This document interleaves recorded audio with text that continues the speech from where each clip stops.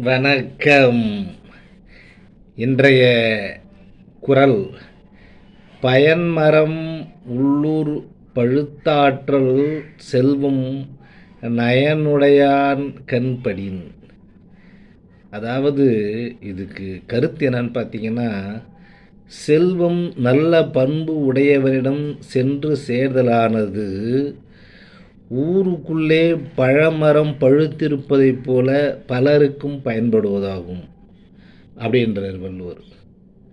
அதுக்கு நான் எழுதின கதை. அந்த ஊர் பள்ளியில் சேகர் சாருக்கு பிரிவு உபச்சார விழா நடைபெற்றது. அப்பொழுது அவரை பற்றி பேச வந்த பியூன் கோபால் மேடைக்கு வந்து, மக்களே, சேகர் சார் மாதிரி ஒருத்தர் இருவர் இருப்பதால் தான் இன்னும் உலகம் இருக்கு. அவர் இன்னைக்கு ஓய்வு பெறப் போகிறார். அவர் முதல் வேலையில் சேர்ந்த நாள் முதல் தெரியும். தன்னுடைய முதல் மாத சம்பளத்திலிருந்து இப்போ வாங்க போகிற கடைசி மாத சம்பளம் வரை அவர் தனக்குன்னு எதுவும் சேர்த்துக்கினது கிடையாது. சம்பளம் வாங்கி வந்தவுடன் அப்படியே அந்த ஊர் மக்களுக்கு அவங்கவுங்க தேவைகளுக்கு ஏற்ப பொருட்களை வாங்கி கொடுப்பார்.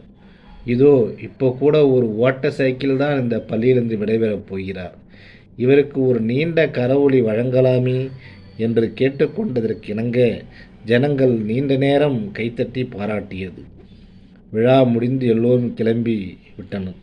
அப்பொழுது ஒரு மாணவன் நடந்து சென்று கொண்டிருந்தான். சைக்கிளை நிறுத்தி, தம்பி, இந்தா சைக்கிளை ஓட்டிட்டு போப்பா என்று சைக்கிளை அவரிடம் கொடுத்தார். அப்போது அந்த மாணவன், சார், சைக்கிள் உங்களுக்கு வேண்டாமா என்றான். என் வேலையே போய்விட்டது, என் சைக்கிள் போனால் என்ன என்று சொல்லிவிட்டு நடந்தே வீட்டுக்கு சென்றார் சேகர் சார்.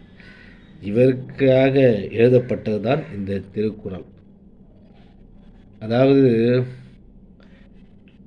செல்வம் நல்ல பண்புடைய சென்று சேர்தலால் ஊருக்குள்ளே பழமரம் பழுத்திருப்பதைப் போல பலருக்கும் பயன்படுவதாகும் அப்படின்றார் வள்ளுவர்.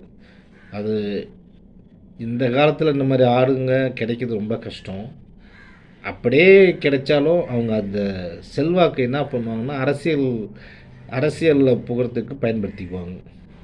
ஆனால் கடைசி வரைக்கும் தனக்கு எந்த செல்வாக்கும் தேவையில்லைன்னு பிறருக்கு உதவி செஞ்சுட்டு அதாவது மறைஞ்சே போயிடுறவங்க இப்போல்லாம் கிடையாது.